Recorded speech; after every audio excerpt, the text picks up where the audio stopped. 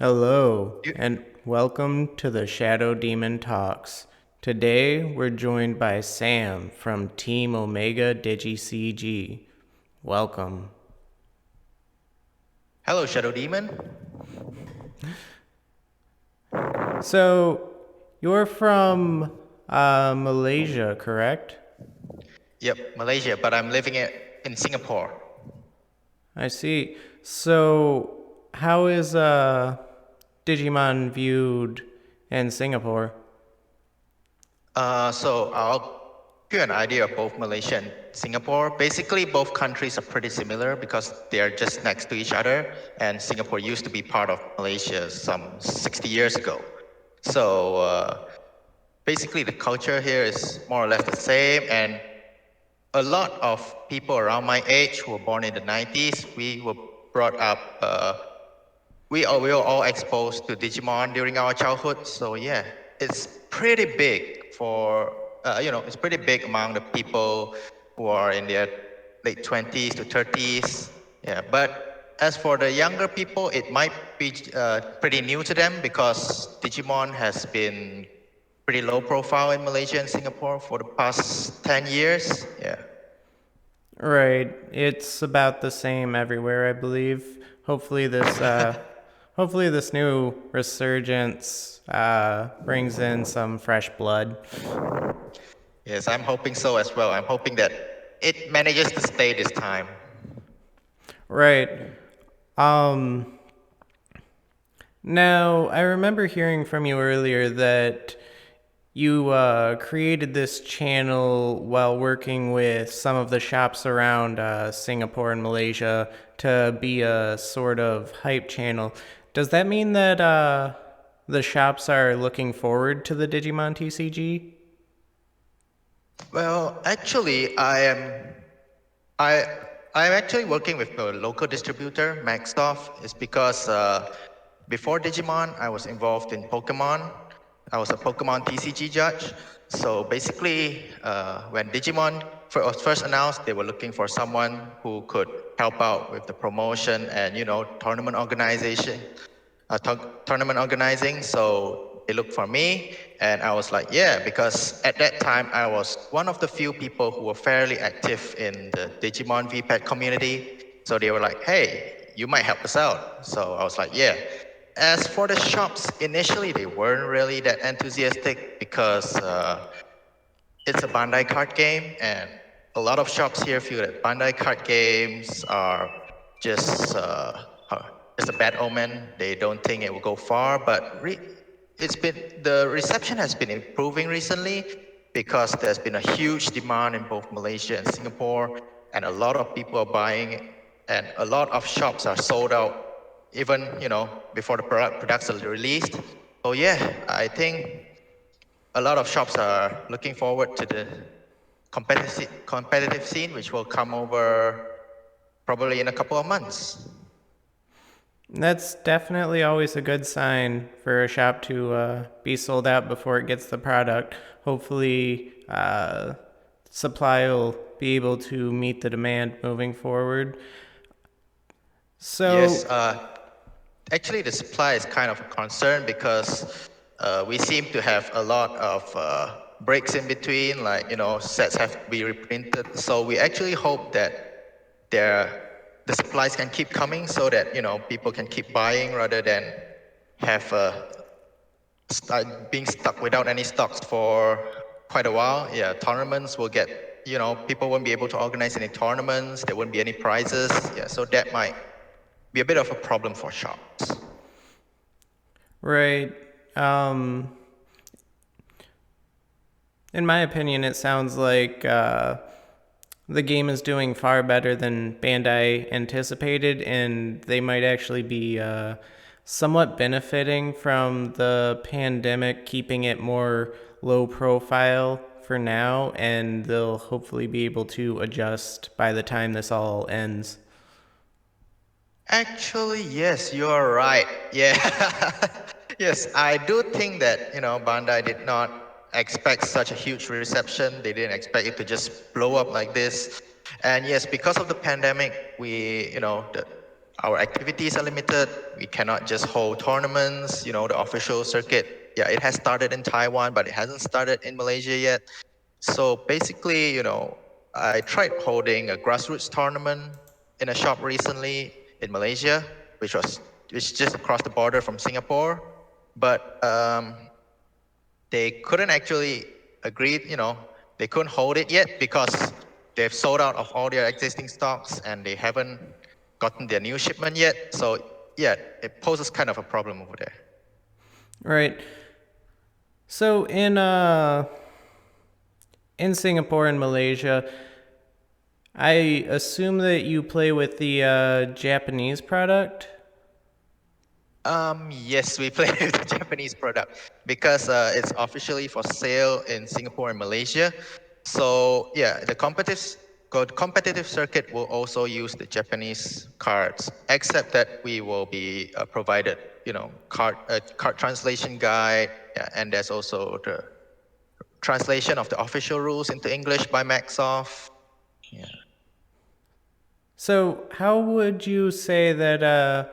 Have you seen the game personally been talked about a lot more as of late around you and whatnot? There is quite a bit of talk about it, but not really much compared to other card games. Yeah, basically the player base right now seems quite small, but that's also because there's no competitive play. Not many people are playtesting. So a lot of them are, people who are Digimon fans, to begin with, those who actually like Digimon in the 90s and the early 2000s. But I've seen an increase of other, players from other TCG who are starting to look into this game. Yeah, those who I'm not sure if they've ever heard of Digimon or weren't actually Digimon fans, but actually exploring this game. So I think it's pretty positive.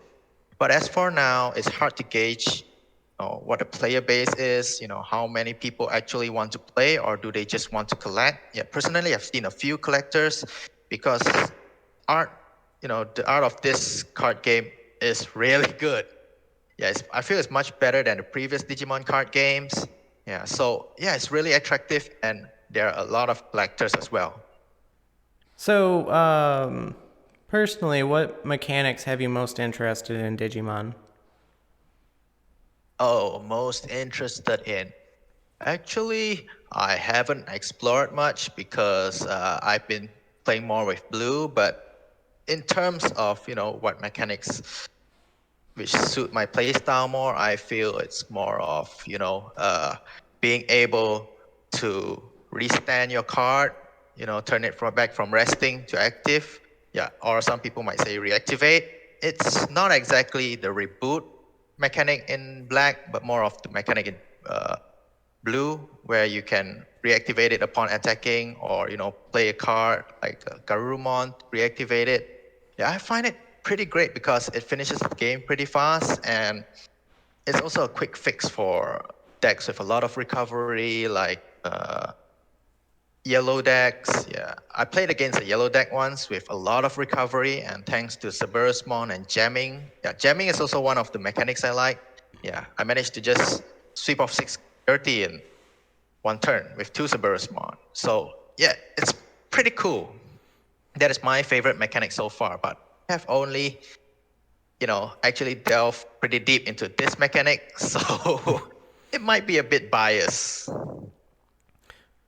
Right, so you're probably looking forward to Ulforce Feedramon, who'll both restand and gain jamming. Oh, definitely.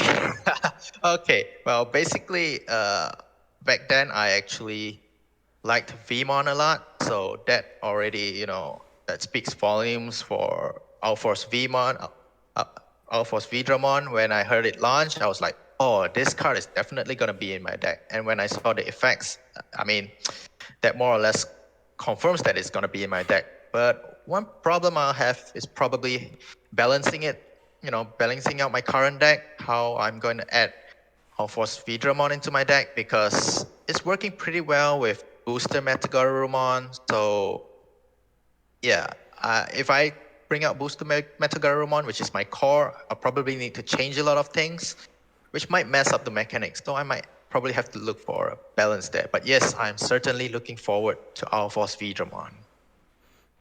Right. So, actually, on that note of restanding blue, do you think that Ulfor's Vidramon has the most to benefit from his line, or do you think it is Metal Garurumon? Because I think that Metal Garurumon sets up Arrow Vidramon's restand a lot easier, on top of throwing out Garurumon. That is a good question, which is what actually, is a dilemma for me because I can't just remove all Metal Garurumon because, it has its uses, like you said. Yep, it can throw a Garurumon, but yeah, that's the balance which I might have to look into. I haven't actually started playtesting with proxies because I'm still trying to get, the current cards in, which is the Vidramon promo and the Blue Tai Chi. Yeah, I haven't unpacked those yet. I've already gotten them, but I haven't unpacked them and added them to my deck. And there's also another concern of tamers because there are a lot of blue tamers. Like right now, I can just use, 2 booster Yamato and 3 promo Tai Chi.